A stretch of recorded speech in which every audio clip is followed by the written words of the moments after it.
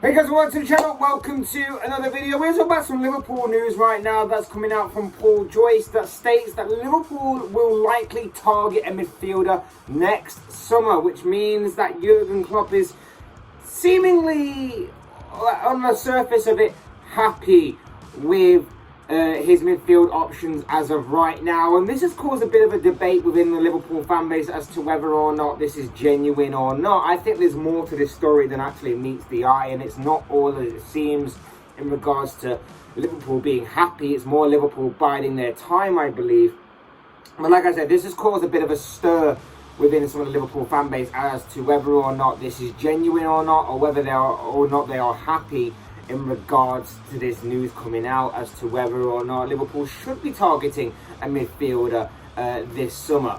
I'm going to be talking about this story, talking about the direction that Liverpool could be going in, talk about some of the options that are seemingly available to Liverpool going forward, and talk about Liverpool's transfer window and maybe activity in general that could or could not happen this summer. But before we go any further, I would like to remind you, please like the video and also subscribe if you're new. Both things are always and frankly greatly appreciated. But for now, let's talk about this kind of statement from Paul Joyce, because like I say, it's a very interesting one, this one. I think more of the timing of it, and I'll go into the timing more in a while. But basically, Paul Joyce, a top-tier Liverpool journalist, has basically come out and stated that Liverpool will likely target a midfielder next summer. Now, it's interesting, this one, because obviously Liverpool are waiting for the official confirmation that Darwin Núñez has signed for the club. That could happen any minute now. At the time of recording, it's yet to be made official by Liverpool themselves, so that could happen at any given moment. That seems to be the overall consensus, that today may be finally the day, and it could happen at any second, at any minute, of any hour, of any part of this day right now. And whilst Liverpool fans are still excited for Darwin Núñez, and obviously it's a massive money signing, so it's a very intriguing and exciting at that as well, it's obviously caused a little bit of concern, this kind of statement, that we're not looking for a midfielder by some of the Liverpool fan base. We of course know that Liverpool are also looking at other options in other areas. We know that Liverpool are in talks with Aberdeen for young Calvin Ramsey, the right back, who looks set to be Trent Alexander-Arnold's understudy. Should obviously a fee be agreed there between both clubs. And I would personally love Liverpool to be going after a right winger this summer. I think that regardless of the Mohamed Salah situation, whether he stays or whether he goes, I think we need a right winger to either challenge him or replace him, and we don't really have that right now within Liverpool's squad, especially when you consider that Takumi Minamino's leaving, Roberto Firmino doesn't play well out on the wing, Mane's leaving as well. We don't really have a right winger that's suitable for if Salah goes or if he gets injured or whatever the case may be. I just don't have it. I just don't feel confident in anybody to play that kind of right wing role ahead of him or instead of him. So I think we definitely need to sort that situation out as well. Did someone say maybe a Jared Bowen or a Bukayo Saka? Because I wouldn't mind either one of those two, to be honest. I think they'll actually do wonders under Jurgen Klopp, one of those two. But I digress. We're talking about the midfield situation here, because the overall consensus is that whilst those things need to be addressed, many people are saying that the midfield situation also needs to be addressed. And they're questioning whether it's strong in depth. And I think that when you look at some of the concerns that are being thrown around are basically, oh, well, Jordan Henderson and James Milner will be a year older. Fabinho isn't enough in that CDM role to play the entirety of the season, and obviously if he gets injured, that could be a problem. I know we have players that can fill in there for 1 or 2 games, but if he's a long-term absentee, then what do we do then? What happens if Thiago continues to be in and out of the squad as he has been throughout the majority of his Liverpool career? What happens with Naby Keita being inconsistent and also picking up little injuries here and there? What happens with Oxlade-Chamberlain? Are we going to sell him this summer? Are Curtis Jones and Harvey Elliott ready to step up into that midfield position? I know they're both young and hot prospects, but are they ready to take on more responsibility? Fabio Carvalho coming in this summer, where does his role lie? Is it in midfield? Is it as a false number 9? There are so many questions that Liverpool fans are raising in regards to this midfield situation that I think they are right to have a cause for concern. I wouldn't say it's a massive concern or a major concern.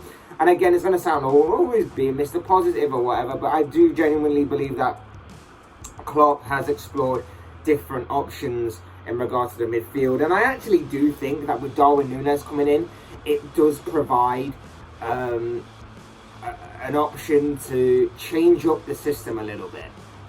We may not go for the 4-3-3 next season. We may go for more of a 4-2-3-1. We may go for a more an option more of 2 in midfield rather than 3, which means obviously our depth may shift a little bit. I think that might happen next season.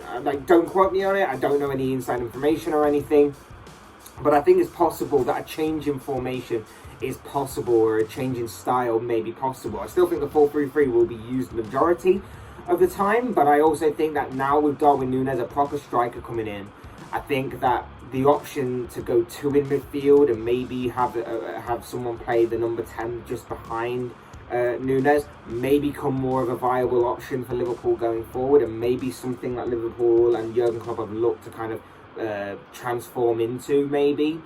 I could also be talking absolute nonsense, and that could not be the case, and maybe they are still sticking with this 4-3-3, and if that's the case, then so be it. But I just think that maybe the cause for concern is maybe a little bit overhyped, a little bit over-exaggerated. I don't see it being a massive issue right now. Maybe in like a year or two's time, then definitely. But I just think that Liverpool have enough in that area.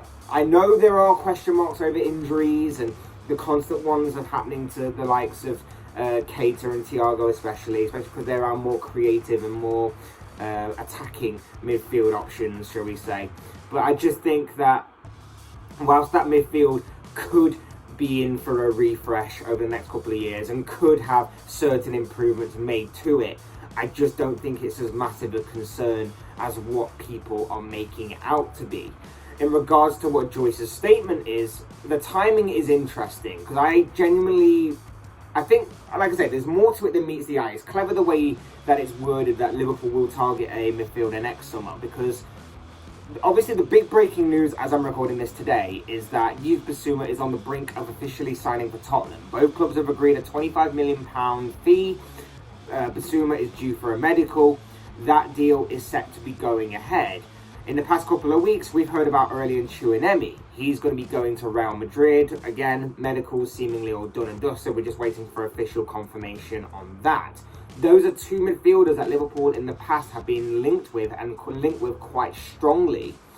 And along with that as well, it's also being said that Jude Bellingham of Borussia Dortmund will leave Dortmund eventually, but it won't be probably this summer because of a few reasons. I think one of them being that Dortmund still hold all the cards in terms of his contract situation. It's in their hands. And not only that, but I don't think Dortmund would want to lose 2 superstar players in one transfer window, with of course Erling Haaland already leaving for Manchester City. And we've also heard rumours about Barcelona's Gavi in recent weeks and months, in terms of he's been on Liverpool's radar for a while, and obviously with his contract situation still a little bit up in the air and unresolved at Barcelona, that is something worth monitoring as well, because his contract actually does run out next season, which means if nothing is to be resolved during that time, he could be leaving the Spanish Giants on a free transfer. So it is very interesting, all of this, because you've got this sort of Liverpool waiting for the right deal kind of thing, which could be possible, because we have seen that happen before. Remember the Virgil van Dijk deal? We didn't get it done in the summer. We didn't go for a plan B because Klopp wanted his plan A, and that was Van Dijk, and he wasn't going to leave until he got Van Dijk, and then we got him in January, and then we had to wait all that time to get him. So maybe it's a similar situation here in terms of the Reds midfielders to maybe we're just waiting for the right time. It seems that the ship has already sailed on Bissouma, the ship has sailed on Chouinemi, but Gavi and Bellingham for next season, especially if the Gavi thing doesn't get resolved and he does end up leaving on a free, maybe signing both of them next season, one on a free and one for a big money move in Bellingham, may actually be an awesome and incredible summer, because that would really freshen up the midfield in terms of youth and age and quality, and a different type of midfielder, I believe, to the ones we already have. And I just think that maybe with a bit more patience, if you were to say to me that we were definitely going to get those two players next season, obviously it might not happen. Maybe the Gavi thing at Barcelona gets resolved, and I think a lot of that may lie on what happens with Frankie de Jong this summer. You know, if you were to say to me that those two players will come in next season, if we don't buy anybody for the midfield for this season, I'd be happy with that. I'd definitely be happy with that. I do think there is something in the Bellingham links. I do think that Gavi would be perfect for Liverpool if obviously that situation doesn't get resolved. And like I say, for a free transfer, he could definitely be one to look out for going forward. But it's going to be interesting, and I just think, like I say, I just think Liverpool fans shouldn't get too far ahead of themselves on this particular thing. I think the strength of midfield is still pretty strong. I think it could be stronger. I think improvements definitely could be made. But at the same time, I think that knowing Liverpool's transfer business in the past, if they ain't going to go for their plan A option, they won't go for like a plan B. It's either like plan A or nothing for at least another year, that kind of thing. So it's interesting. Obviously the links with Chouinemi it's interesting. This whole thing comes out after those kind of deals have already been announced and everything. It's interesting about Jude Bellingham. It's interesting about Gavi. There are probably a couple of other midfield options out there that Liverpool are just testing the water on or monitoring on their radar and everything. Because let's face it, in the past, I've seen a kind of a pattern in Liverpool's transfer dealings in recent windows. They tend to target different areas. Yes, they may buy the odd player in a different area to what they're targeting, but they tend to kind of zone it off, so to speak. So last year, for example, we bought Ibrahim Konate, a defender. We didn't really do much in that transfer window other than that. We signed a few players to new contracts, whatever it may be, but we bought Konate mainly because of obviously the defensive issues with injuries and stuff that we saw in that previous season.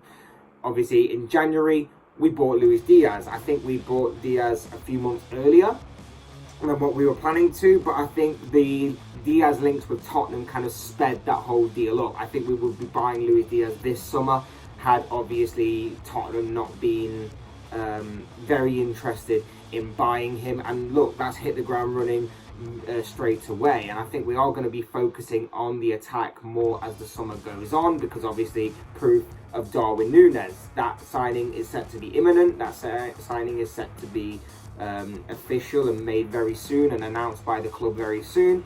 So that is obviously one thing to look out for as well.